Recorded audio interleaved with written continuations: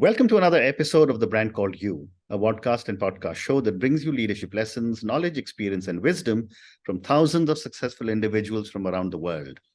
I'm your host, Ashutosh Garg, and today I'm delighted and privileged to welcome a very senior and accomplished educator from New York, USA, talking to us currently from his home in Connecticut, Mr. Conor Grennan. Conor, welcome to the show. Thank you for having me. Conor is the Dean of Students of the MBA program at the New York University Stern School of Business. He leads the Generative AI at Stern, a no-tech initiative aimed at fostering generative AI fluency among NYU Stern students, faculty, and administration. He's an author, and all of you know I am very, very partial to authors. He's an author of a book titled Little Princes, One Man's Promise to Bring Home the Lost Children of Nepal. And we'll talk about his book. He's a recipient of the Unsung Heroes of Compassion awarded to him by His Holiness the Dalai Lama. And he's founder of Next Generation Nepal, a nonprofit organization dedicated to reconnecting trafficked children with their families. What an amazing journey, Conor. So before we start talking about NYU, tell me about your own journey in brief. Yeah, so I grew up where I am here in the United States. My father is Irish, my mother was American, and went to college, everything else here. And then I decided that I just needed a new adventure.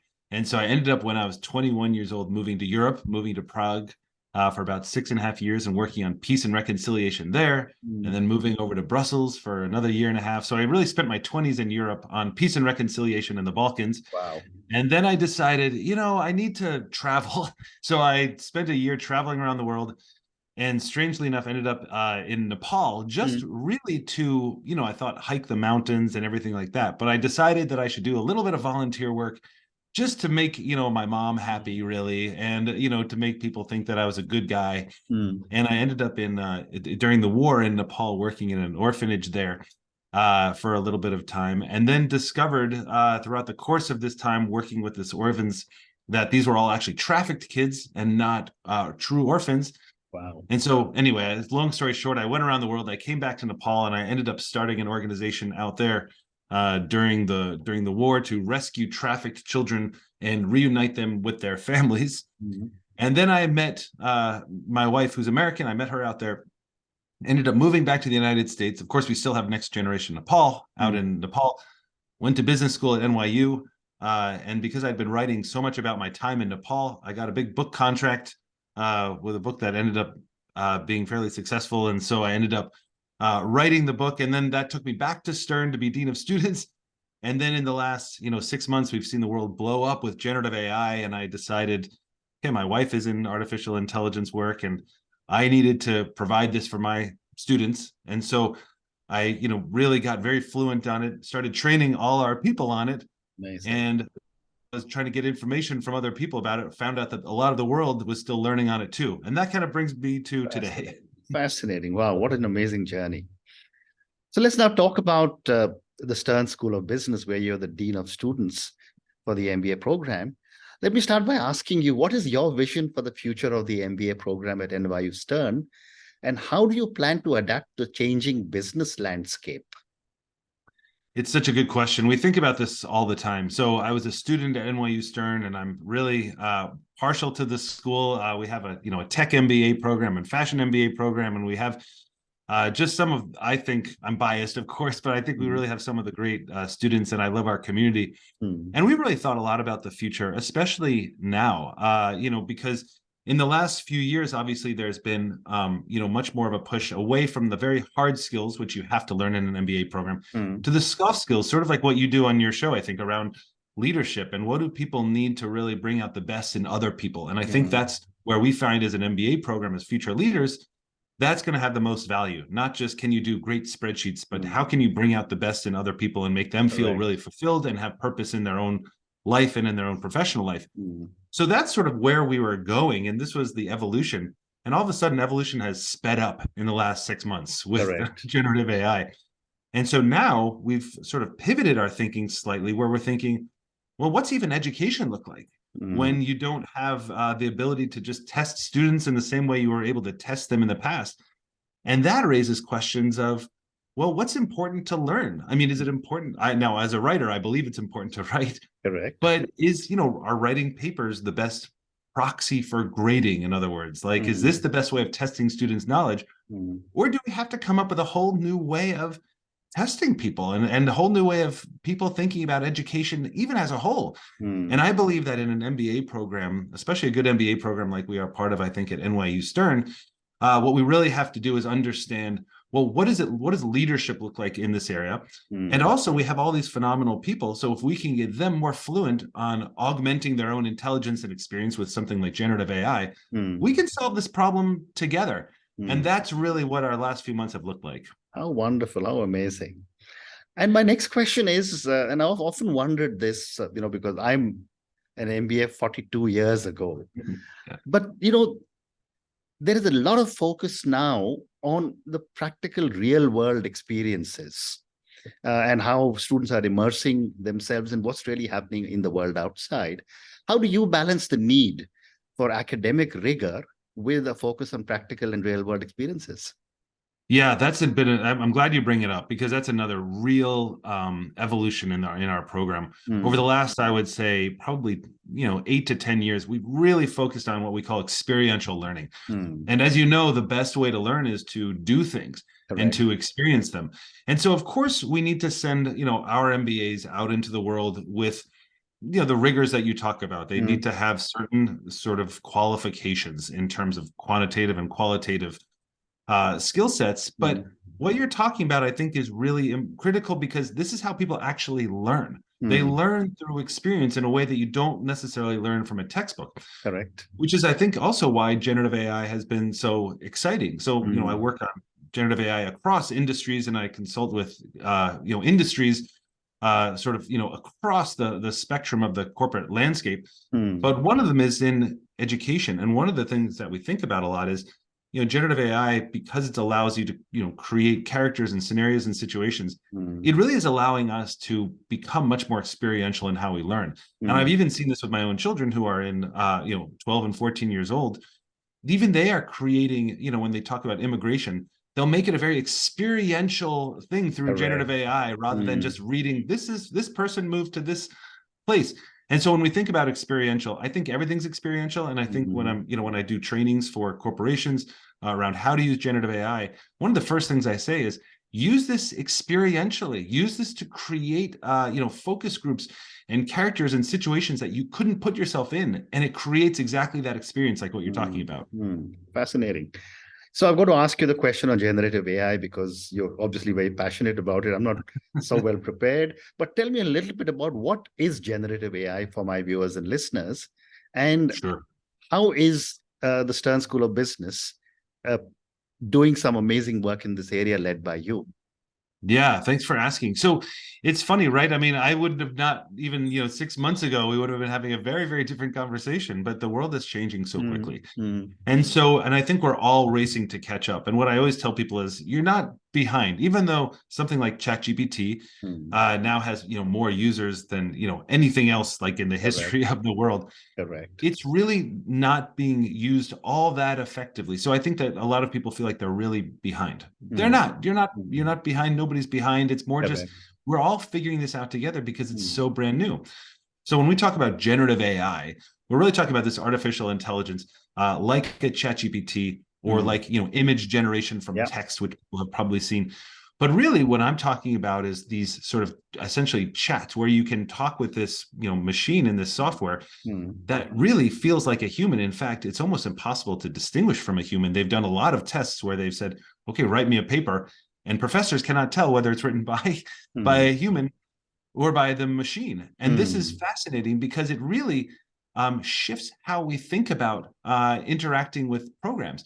So usually we're working with something like Google, and you ask for something and you get it back. Like, give me the top 15 places to go see in Costa Rica or something. And you're getting somebody else's opinion. ChatGPT, you can say, hey, my name's Conor, and I have a wife and 2 kids, and we really like adventure, and we like coffee shops, and we want to stay in a place around this.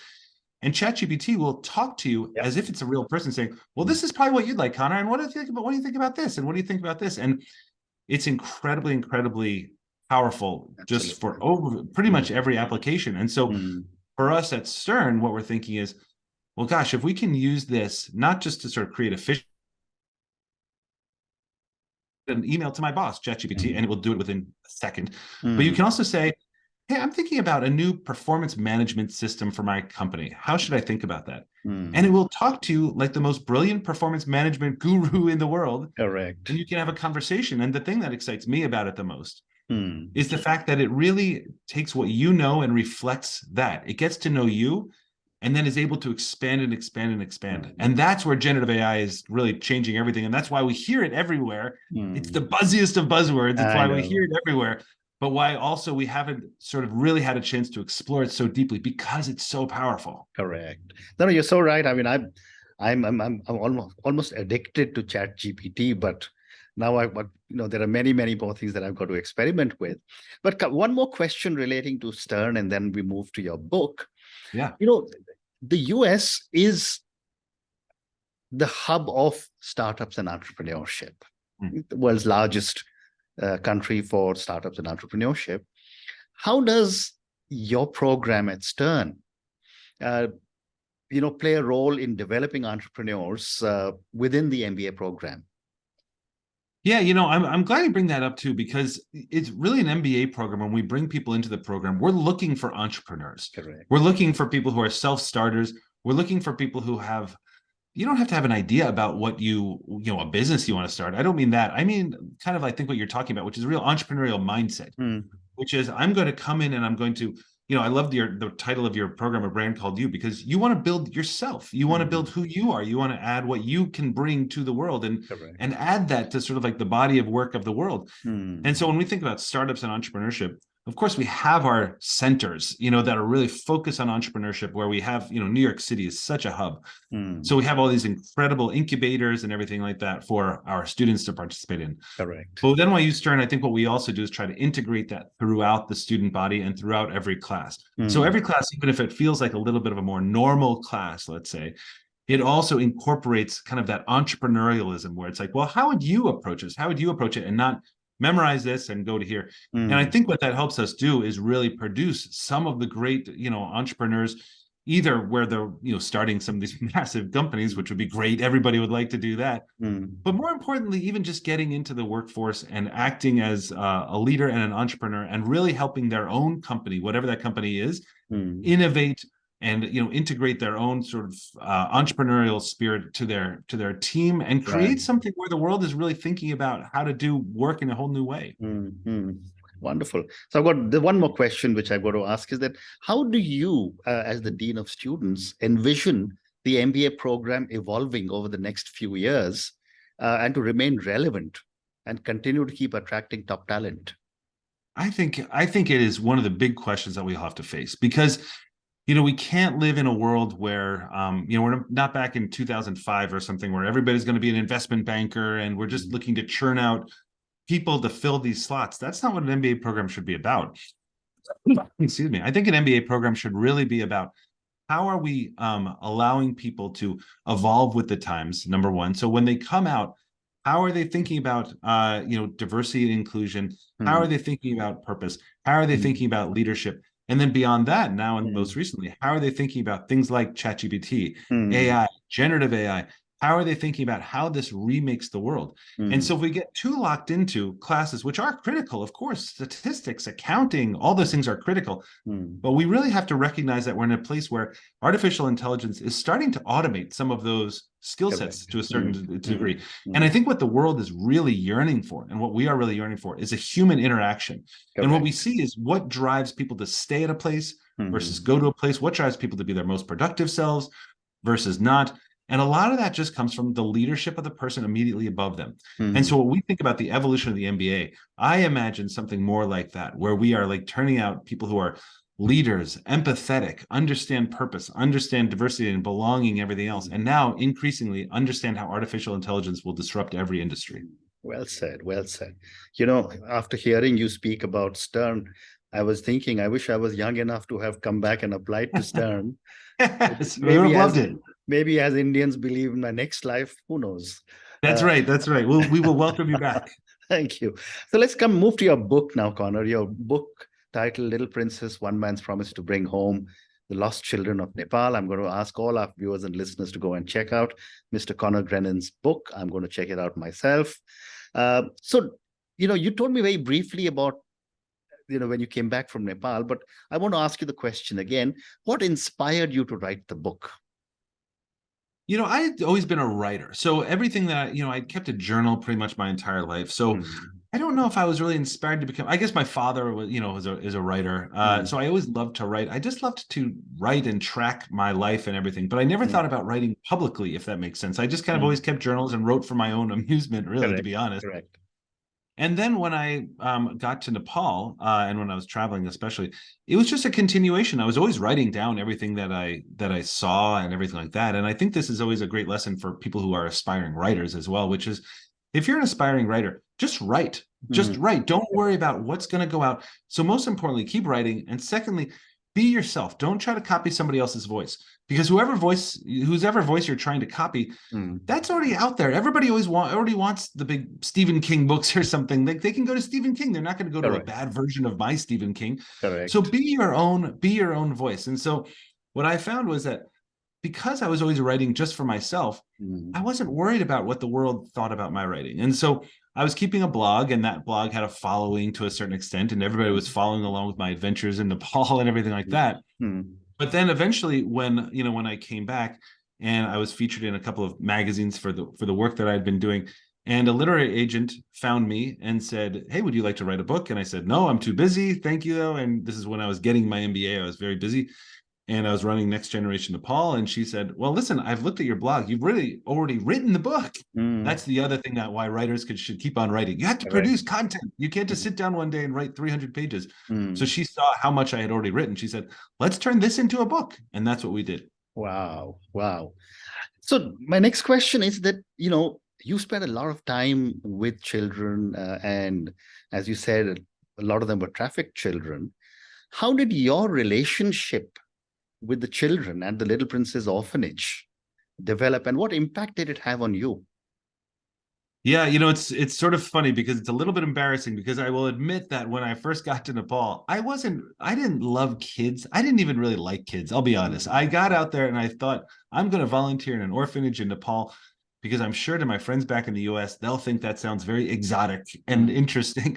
And I thought, this will make me sound like a great person. And so I wasn't going out because I wanted to help the children of the world. And I'm a little ashamed to admit that, but that's the truth. But, I'll tell you what, once I got out there and I got to be with the kids and live with them for, several months in this little village, I couldn't help it. Just they started to feel like little brothers and sisters. And you can't care about something or someone and not really grow to love it at the same time, if that makes sense. Whether it's whatever that is. And so in this case, I really grew to love them, and we became very close, and so much so that I decided, when I'm done with this year-long trip around the world, I'm going to come back here again for 3 months or something and just live with them again, because I really love them. Wow. And that's when I discovered, I guess, that these kids actually had parents.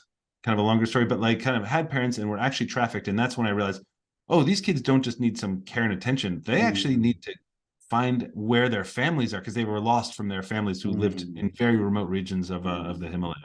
Wow. Wow. And could you share any interesting memories with maybe a few children, without any names, of course?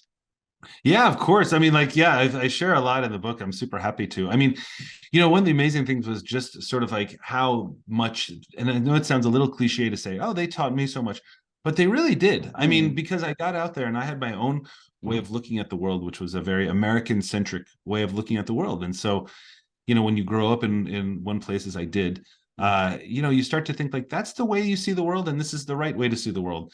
And when I got out to Nepal and I was with the kids, it was amazing how, just sort of like how they taught me about life and how to, value certain things and time, and just be quiet together and not have to be running around all the time, and, how to value things like, food and little things, and just like the small joys and things like that. I know it sounds a little kind of almost corny or cheesy, but I really mean it. It's when you're coming from a place like New York to there, and you just realize, oh, this isn't like with the way I'm doing my life. There's other ways to do it too. And so I think with the kids, They were just all funny. They had no problems, like, making fun of me all the time and everything like Mm, that, which was mm, amazing. And I would take them to school and help them learn, and then they would help me learn things about their culture and everything like that. So mm. to me, it was really just about the everyday bonding that was so powerful to me. Wow, wow. So time for three more questions. My next question is about next generation Nepal. Tell me a little bit about what you are doing there and how did this evolve, or how has this evolved over the years? Yeah, so it's about the organization now is, gosh, it's over maybe 16, 17 years old Yeah. now. And so it all started, when I got out there, and I didn't mean to start an organization, but what happened was, we were taking in kids who are sort of out on the street, and then there was one group of kids that we ended up taking in, and then they got kind of kidnapped away from us essentially. And I realized, oh my gosh, I have to go find them, but that was going to be very difficult to find just lost Mm, children in a mm, country like Nepal with no information whatsoever. And so I realized, okay, I need to formalize this process. So I started Next Generation Nepal, which was just me and a mm, laptop. I had no mm. aspirations for it, Yeah. but it allowed me just to go back and live in Nepal and live in Kathmandu and just search for the children. So that's what I did. I just searched for these Amazing. children that I knew were missing. And then once we found them, I realized, well, we now know the war had just ended. It was 2006. The Mm, war had just ended. And I realized, okay, we have to now go find their family. Their families are living in very remote regions, correct. kind of on the border with Tibet, Mm, very, very remote regions where there's no roads leading in or out. There's no water, electricity, anything, right? You can mm, imagine. mm, And so I said, okay, so I guess I have to try to just go find them. So mm, I got a small team together, and we just started walking through the mountains for weeks at a mm, time, just mm. with photographs of the kids, searching for the families of the kids. Wow. And that's kind of how Next Generation Nepal got started. And and over the years, we really evolved from just rescuing trafficked kids, reuniting with their families, to also trying to do trafficking prevention and working with the government and everything else. Amazing. Amazing. Thank you for all that you're doing there. Uh, Thank you. my next question is about a general question on child trafficking and the fact that you've done so much work. My question is, what, in your view, are some of the effective ways to combat this big menace in the world? Boy, yeah, it is a powerful menace indeed. And one of the things that makes it so hard is that, like any crime like this, there's money in it for Mm, people, and they are very motivated to make money. correct. Correct. And we just have to make sure that our motivation for protecting children is Mm, stronger than their motivation for making money, mm, or that we harness the fact that we have more good guys on our side than they have bad guys on their side. mm, And I think the thing that really harms us the most in these situations is just people not knowing about it. And mm, so what I really encourage people to do is, and it doesn't have to be through Next Generation Nepal, but just learn about what child trafficking looks like. mm. I'm very obviously partial to Nepal and rescuing those kids there, of Yeah, course. But everybody has to have their own correct. passion. That's mine. But I would just really encourage people just to learn about what's happening, because Mm, if you get 20 people to learn about what's happening, maybe one will do something about it. That's not a judgment. It's just, people have a lot of stuff going on. But the more people, statistically speaking, the more people that know and the more people that are, moved by a story, the mm, more people that will come and help. And I think that that is just sort of like number one. It's the most important weapon in our arsenal. Well said. Well said. And my last question to you, Conor, and this is for the thousands of people who will listen to us. A lot of them will probably be, you know, aspiring students at Stern. Yeah. What advice would you give to prospective MBA students as they navigate the application process for Stern? Yeah, thanks for asking. We're obviously I love Stern, and there's a lot of great MBA programs Yeah, out there as well. What I would say is, listen, number one with academics is, you always have to work hard in school. I mean, it's just, correct, if this is your path, then that has to be your commitment. correct. That's really number one. But it's not just that, right? It's Mm, also, I would say, understanding, who you are as a person and what you want to do. I mm, think that what we really look for at Stern yeah, is understanding, first of all, are people able to handle the academic workload? yeah, And also, have they done interesting things in their life? Like, have they correct. taken risks Mm, experientially? You sort of talked about experience. What's mm, been their work experience? Have they gone out? Have they taken chances? Have they tried to start something? Have they taken risks? It doesn't have to be dramatic. They don't have to have traveled the world and done all that. That's mm, not what we're looking for. We're looking for correct. people, even in their hometown, where they've said, hey, I tried to start this business doing this, or I started this nonprofit doing this, or I did. That shows that they can see outside themselves and into the world and understand the impact that they can have on the world when they put their mind to it. That's really the most important thing I would say that we're looking for. I would say, academics, test scores, all those kinds of things, of course, but really what do you do in your spare time? Like, how do you try to, not just make the world a better place, but the more interesting place, whether it's through the corporate world, the nonprofit world, it doesn't matter. As long as they're really throwing themselves into it and have a passion, that's what we love to see. Amazing. And on that note, Conor, and what you just told us about how important it is for people or students to have a life beyond just marks and grades and so on, which is what you look for. Thank you so much for speaking to me about your incredible journey and all the great work that you've done. Thank you for talking to me about Stern School of Business, the great work that you are doing. Thank you for speaking to me about generative AI. And maybe at some stage I'll come back to you and say, let's do another session only on artificial intelligence. Thank you also for talking to me about entrepreneurship at Stern. And finally, thank you for talking to me about your book and the incredible work that you're doing in Nepal, not just through your book, but also through Next Generation Nepal. Thank you for speaking to me, and good luck. Thank you so much. Thank you for having me. I really had a great time. Thank you. Thank you. Thank you for listening to the Brand Called You videocast and podcast, a platform that brings you knowledge, experience, and wisdom of hundreds of successful individuals from around the world. Do visit our website www.tbcy.in to watch and listen to the stories of many more individuals. You can also follow us on YouTube, Facebook, Instagram, and Twitter. Just search for the Brand Called You.